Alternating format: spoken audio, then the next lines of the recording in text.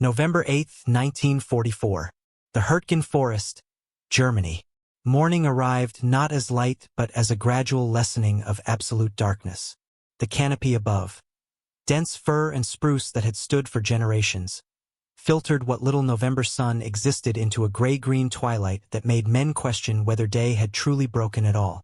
Somewhere in this primeval wood, where the trees grew so thick that maps became useless and compass needles spun confused by the iron-rich soil, a single American rifleman crouched in a hastily scraped foxhole that offered more psychological comfort than actual protection. His breath hung visible in air that carried the smell of wet pine needles, decomposing leaves, and something else, the lingering cordite residue from yesterday's shelling that seemed to have soaked into the earth itself. Private First Class James Hendricks, formerly of rural Iowa where his family had farmed the same quarter section for 3 generations, brought his M1 Garand rifle up to a ready position with movements that were economical and practiced. The weapon bore modifications that would have made an ordnance inspector write up a report with great bureaucratic indignation. Along the barrel, affixed with bent wire scavenged from German communications lines and wrapped with tape from a medical kit, was a crude but meticulously crafted sight adjustment. A piece of flattened tin can that had been measured, scored, and bent with the kind of precision that came from a lifetime of making do, of fixing farm equipment with whatever materials were at hand because the nearest parts supplier was 40 miles away and harvest couldn't wait. The modification looked, by any conventional military standard, like something cobbled together by a desperate amateur. German soldiers who had spotted it during a brief prisoner exchange 2 days prior had laughed. An actual moment of shared amusement across the killing ground, pointing at the American's rifle and making gestures that clearly communicated their assessment. Here was proof of American mechanical incompetence, of a military that sent boys to war with broken equipment and expected them to improvise their way through a professional conflict. One German Unteroffizier had even pantomimed hammering, suggesting perhaps Hendricks should have stayed home building barns rather than pretending to be a soldier. What those German soldiers could not have known, what their laughter prevented them from understanding, was that they were looking at the physical manifestation of a peculiarly American genius, the ability to observe a problem, analyze its mechanical cause, and fabricate a solution using available materials and empirical testing. Hendricks had not modified his rifle out of desperation or because American ordnance was defective. He had modified it because he understood, in a way that standardized military thinking often could not accommodate, that the rifle in his hands was a tool, and tools could be optimized for specific conditions. The M1 Garand as issued was zeroed at the factory for a standard set of conditions. But the Hurtgen Forest was not standard conditions. The forest itself seemed designed by some malevolent deity to negate every advantage that modern militaries had developed. Artillery shells that should have burst in the air above enemy positions instead detonated in the thick canopy, showering defenders and attackers alike with razor-sharp wooden shrapnel that turned trees into fragmentation bombs. Radio communications, already difficult in normal combat conditions, became nearly impossible as the dense vegetation and iron-rich soil disrupted signals. Tanks, the armored fist of mobile warfare, were channeled onto narrow logging roads where a single well-placed mine or anti-tank gun could halt an entire column. And rifle fire, the infantryman's primary tool, behaved strangely in this environment where humidity, temperature variations, and the optical confusion of endless tree trunks made accurate shooting more art than science. Hendricks had noticed the problem on his 3rd day in the forest. His shots were landing low and slightly left at ranges beyond 100 yards. Not dramatically, perhaps 2 inches at 100 yards for at 200, but in combat, 2 inches was the difference between a hit that disabled an enemy soldier and a miss that allowed him to return fire. The discrepancy was consistent enough that it was not random error but systematic, which meant it could be analyzed and corrected. On a quiet evening, while other men in his squad cleaned weapons or wrote letters home or simply stared into space with the 1,000-yard gaze that was becoming common, Hendricks had borrowed a small notebook and begun working through the problem with the methodical approach of a man who had grown up adjusting threshing machines and timing tractor engines. The Hurtgen Forest in November of 1944 represented something unprecedented in the American military experience. This was not the hedgerow fighting of Normandy, where at least the terrain had been comprehensible to men who had grown up in agricultural regions. This was not the broad tank country of France, where mobility and firepower could be brought to bear. This was attritional warfare of the worst kind, reminiscent of the Western Front in 1917, where progress was measured in yards and paid for in casualties that seemed obscene relative to the ground gained. The German defenders, some of them veterans of the Eastern Front where they had learned warfare's most brutal lessons, held positions that had been prepared over months. They knew every sight line, every approach, every piece of cover. They had zeroed their weapons for specific killing zones. And they fought with the desperate skill of men who understood they were defending the German homeland itself. The American command had committed to taking the Hurtgen Forest for reasons that seemed sound on maps but proved horrific in practice. The forest controlled approach routes to the Rohr River dams, which the Germans could destroy to flood the downstream valleys and halt any American advance. Leaving the forest in German hands while advancing elsewhere would expose American flanks to counterattack. The logic was impeccable. The human cost was staggering. Entire divisions would be fed into the forest and emerge weeks later as shattered remnants, their riflemen lost to German artillery, mines, and small arms fire, their survivors suffering from trench foot, exhaustion, and psychological trauma that 1944 medicine was ill-equipped to treat. Into this meat grinder came men like Hendricks, drafted civilians who had been given basic training and shipped overseas with equipment that was good but not perfect, doctrine that was sound but not omniscient, and leadership that ranged from competent to catastrophically incompetent depending on the day and the hour. What they possessed that was unique, what the German professional military establishment consistently underestimated, was a cultural comfort with improvisation and mechanical problem-solving. America in 1944 was a nation of tinkerers, of men who had grown up with automobiles and tractors and radios, who understood that machines could be taken apart, understood, and modified. German military culture, by contrast, prized adherence to established doctrine and standardized procedure. Modifications to issued equipment were viewed with suspicion, as evidence of lack of discipline. Hendricks's rifle sight modification had been a three-evening project. Using a penknife that his grandfather had carried in the First World War, he had carefully separated layers of a tin can that had once contained Army-issue peaches. Tin was good material, soft enough to work with simple tools, rigid enough to hold its shape once formed. He had measured the existing sight picture, calculated the offset needed to correct his point of impact, and fashioned a shim that would raise the front sight post by precisely the amount required. The fabrication was crude, but the thinking behind it was sophisticated. He was applying principles of mechanical adjustment that any farm boy who had ever set plow depth or adjusted reaper blades understood intuitively. The testing had come during a relatively quiet afternoon when his squad was in reserve position, out of immediate contact with German forces.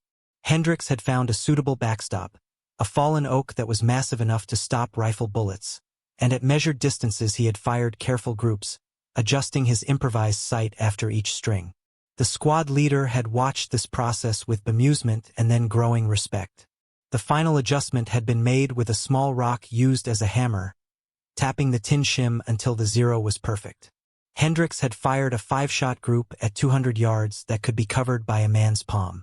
For a service rifle firing military ammunition in field conditions, this was exceptional accuracy. But accuracy on a range, even an improvised field range, was different from accuracy in combat. That distinction became clear on November 8th, when the morning's relative quiet shattered into violence with the sudden unpredictability that characterized forest fighting. German forces, possibly a patrol or possibly the opening element of a larger counterattack, appeared among the trees with shocking suddenness. They were perhaps 150 yards away, visible only as movement against the brown and green confusion of trunks and undergrowth.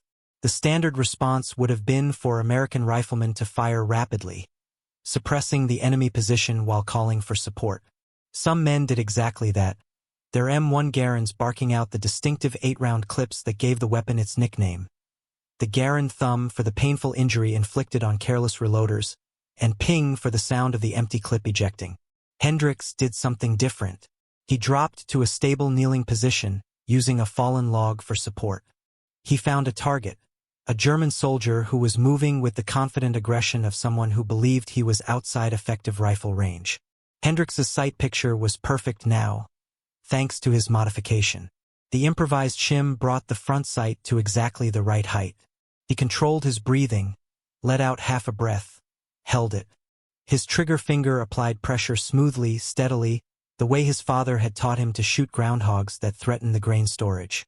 The M1 Garand fired with its characteristic sharp crack. At 150 yards, the German soldier dropped as though his strings had been cut. Not the dramatic backward fall of movies, but the sudden collapse of a biological machine that had lost critical function. The other German soldiers, who had been advancing with tactical competence, stopped. Confusion rippled through their formation.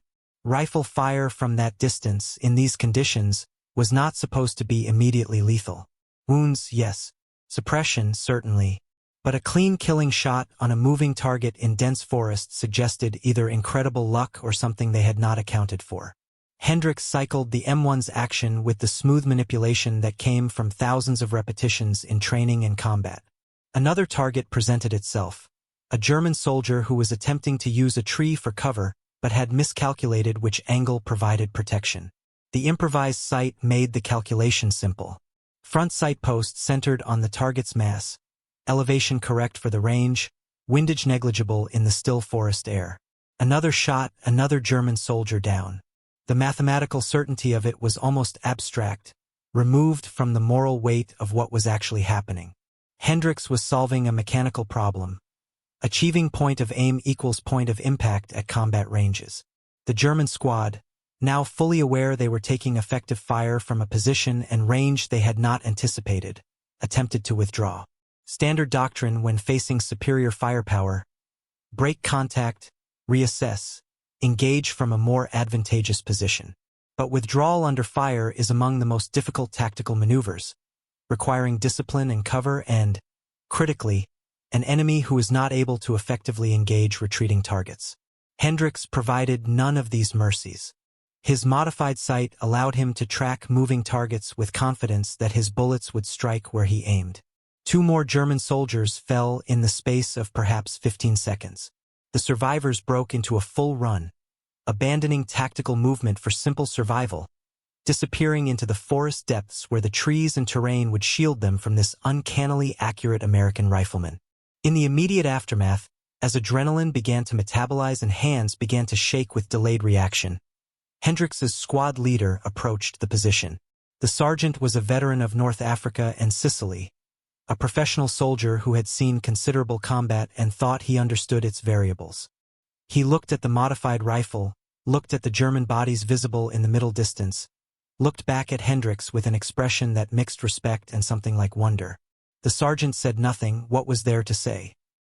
But he made a mental note that would eventually travel up the chain of command in the informal network of observations that good NCOs cultivated. There was a rifleman in easy company who could shoot.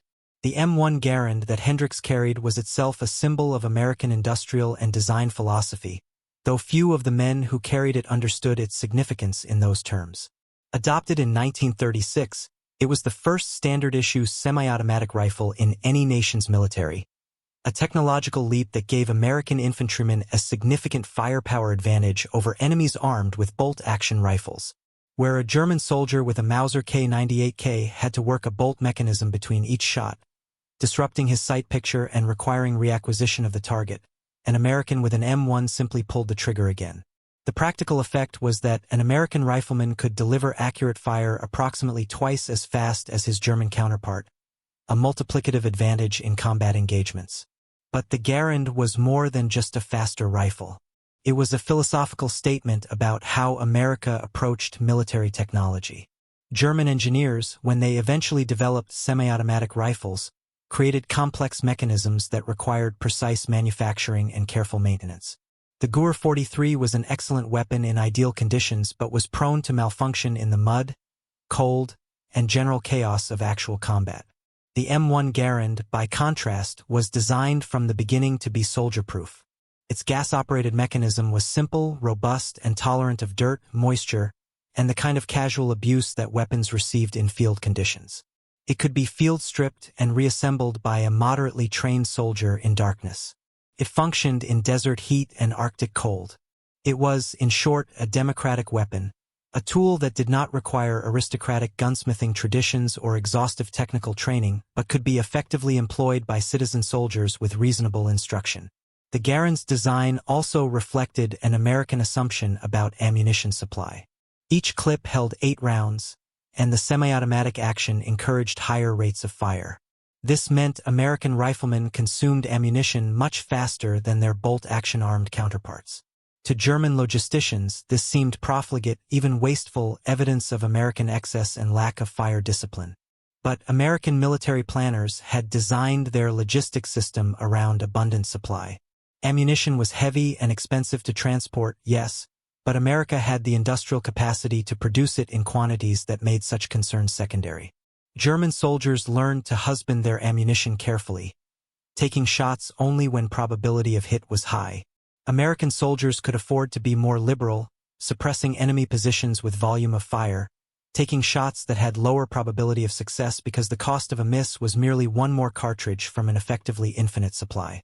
Hendrix's modification to his Garand sights represented a synthesis of the weapon's democratic design philosophy and American improvisation culture. The rifle was accurate enough, robust enough, and simple enough that a determined soldier with basic mechanical aptitude could optimize it for his specific needs.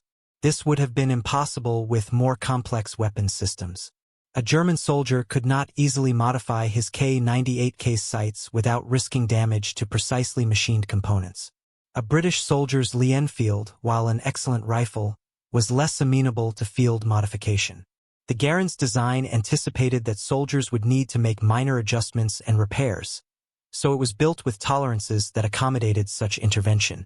Word of Hendrix's shooting spread through the company with the speed that good news traveled in combat zones where good news was rare. By evening, when the day's combat had subsided into the uneasy quiet that passed for peace in the Hurtgen forest, men from other squads found reasons to visit Hendrix's position, to examine the modified rifle, to ask technical questions about how the sight adjustment had been calculated and fabricated. Some were simply curious.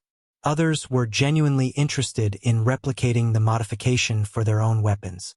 Hendrix, who was not naturally talkative and who found the attention somewhat embarrassing, nevertheless explained his process to anyone who asked. He sketched diagrams in the dirt, showed the measurements he had made, demonstrated the technique for bending the tin shim to the precise angle required. This informal knowledge transfer, this soldier-to-soldier sharing of practical solutions, was something that American military culture accommodated far better than most other armies. German military doctrine was built around top-down transmission of information, with innovations flowing from staff officers and technical specialists down to frontline troops. The idea that a private first class might develop a better method and that his innovation should be propagated horizontally through peer networks was somewhat alien.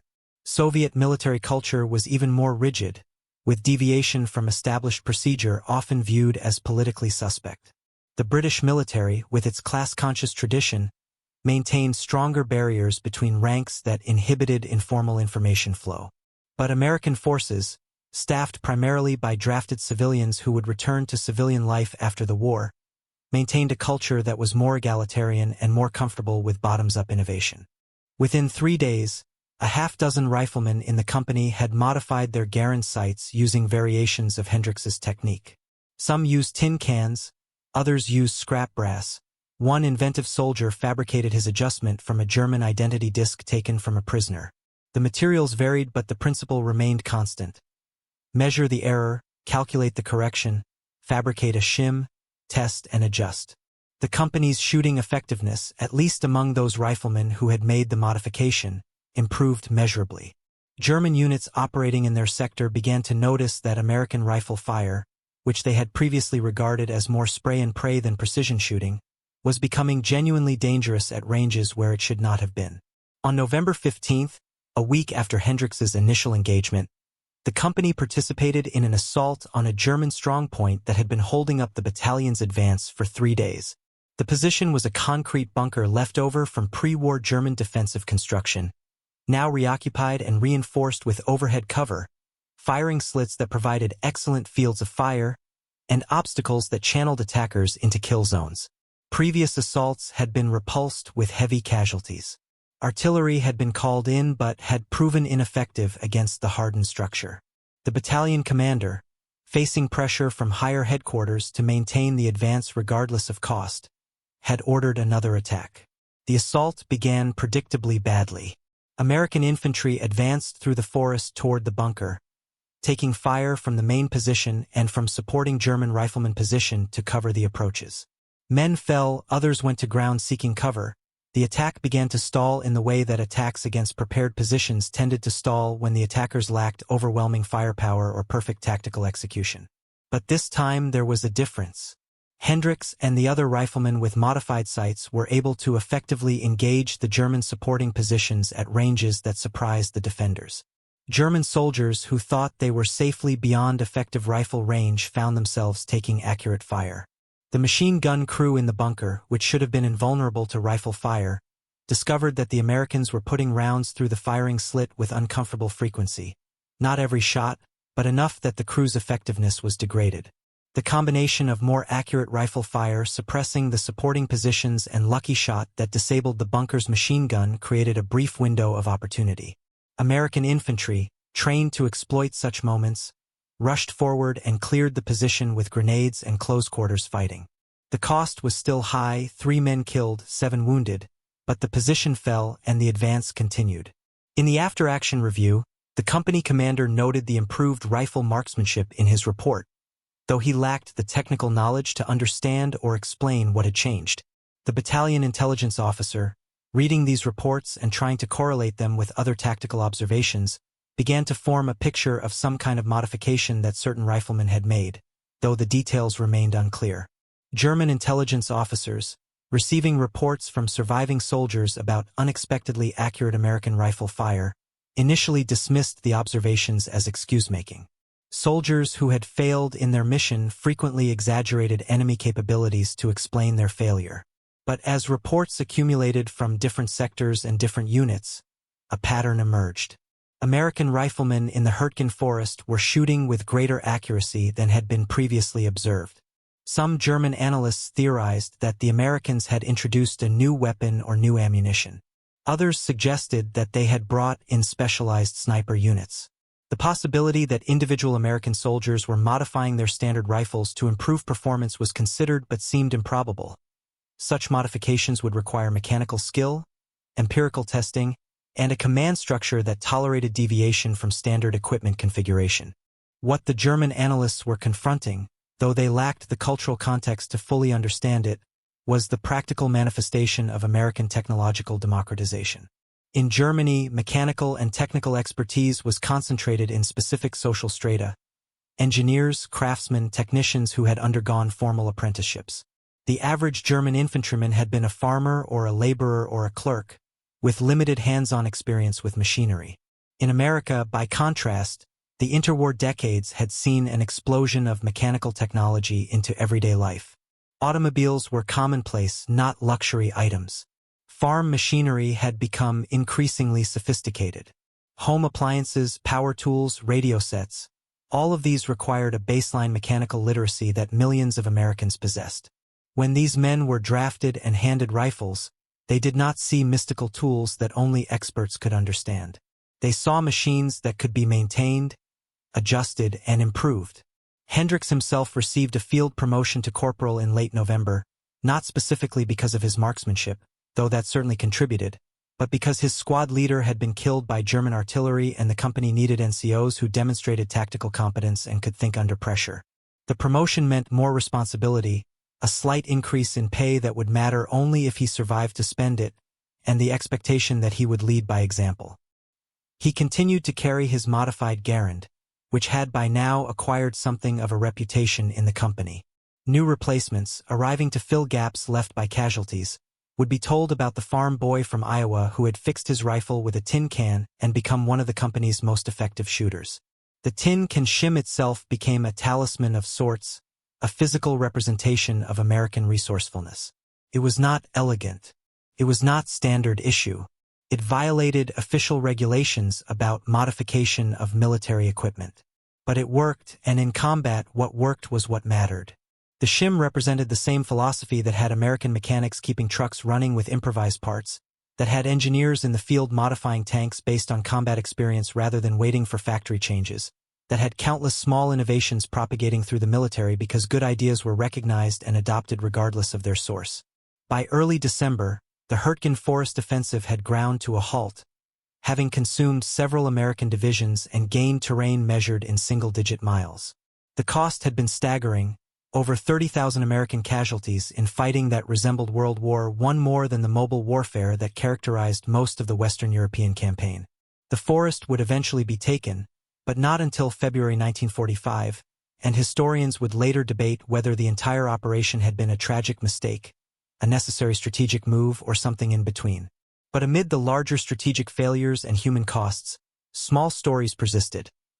Stories of soldiers who had found ways to improve their effectiveness, to tilt the odds slightly in their favor, to survive in conditions that seemed designed to kill. Hendricks survived the Hurtgen Forest, though survival was more random chance than any amount of skill or preparation could guarantee.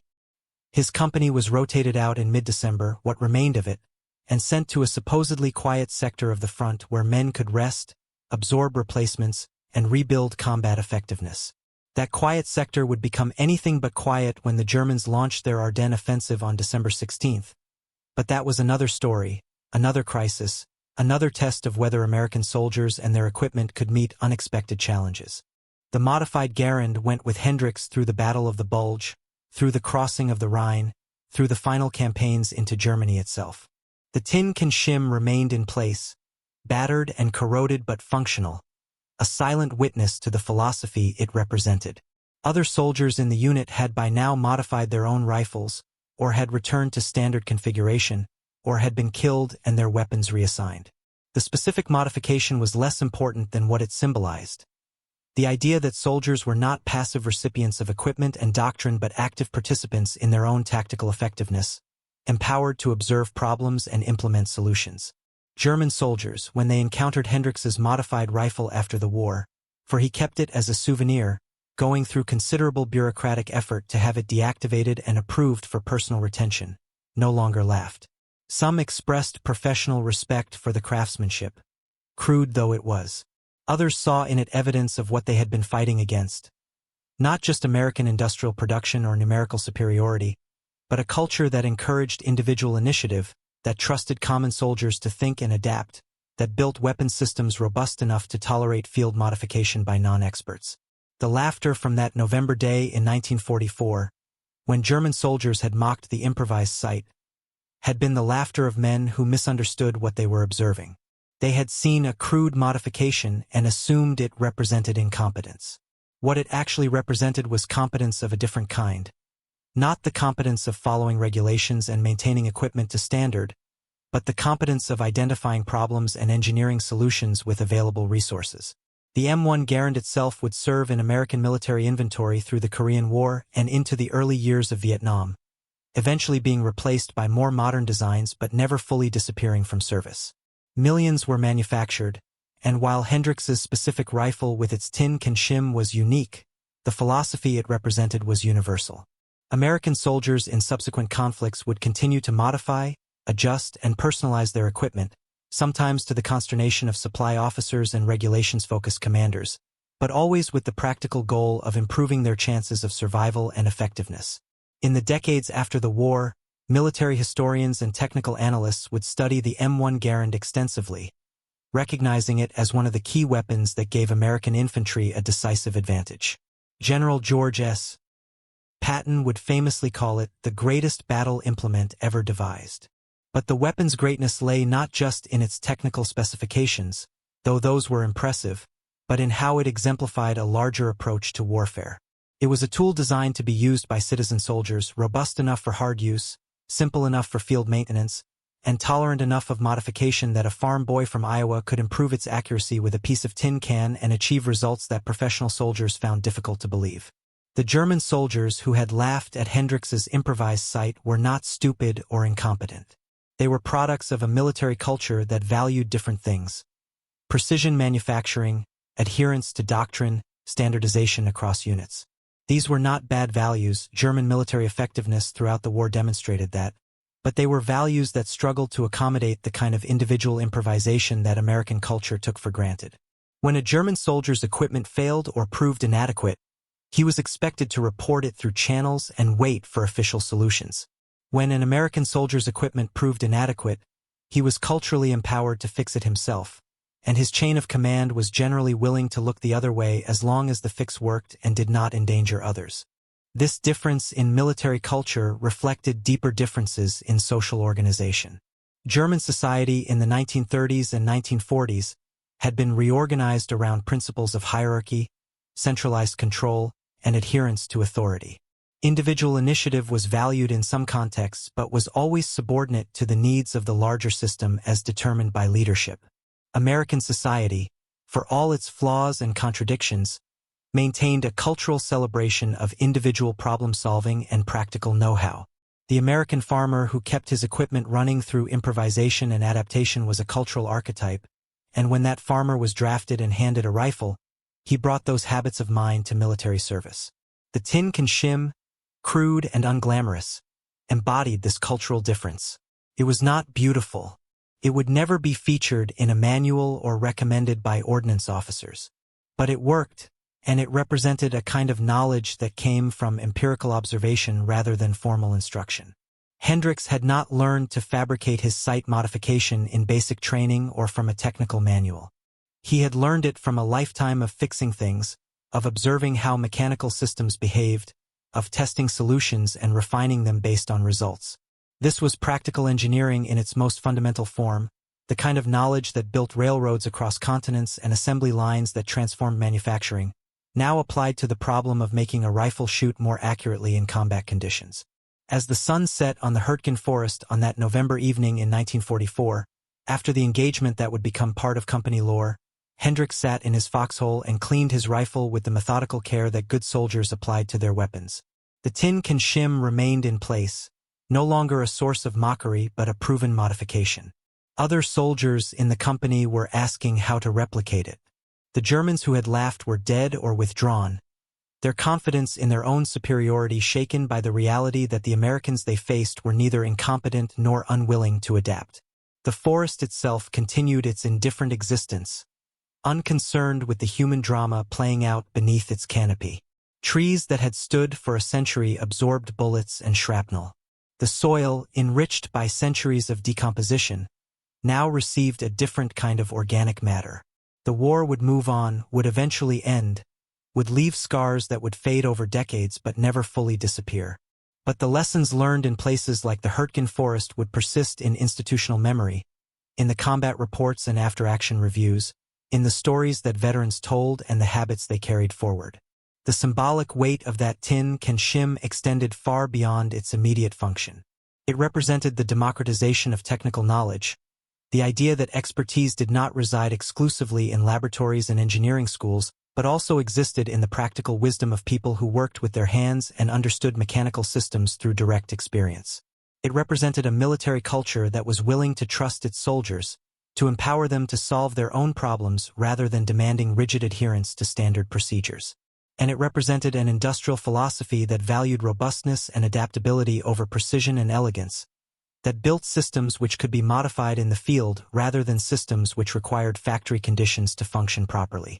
German military professionals, when they studied American forces during and after the war, often expressed a kind of frustrated admiration for this aspect of American military culture. The United States fielded what German analysts considered second-rate equipment. The M4 Sherman tank was inferior to German armor in direct combat. American machine guns fired slower than German equivalents. American artillery was less precisely manufactured, and yet American forces won. They won through weight of numbers, certainly, but also through an ability to adapt, to improvise, to find solutions to tactical problems faster than their opponents could develop new problems.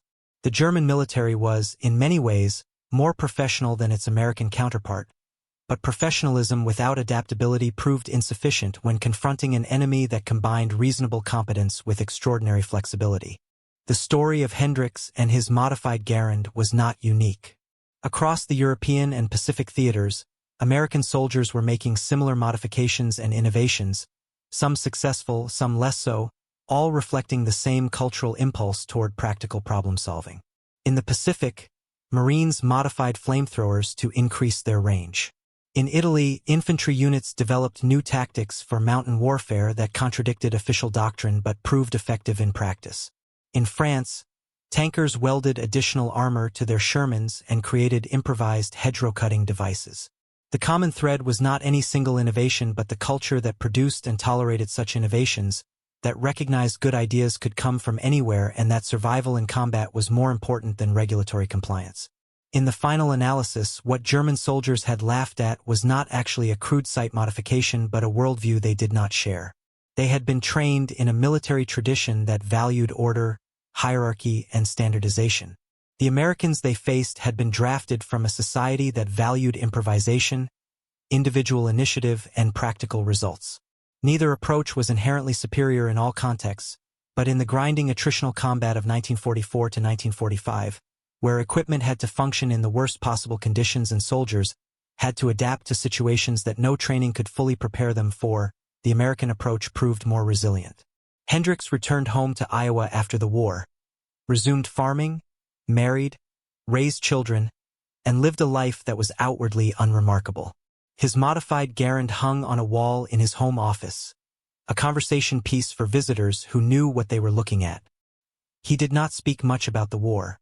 Most veterans of his generation did not, but he maintained his rifle with the same care he had shown in combat, cleaning it annually, ensuring that even deactivated it remained in good condition.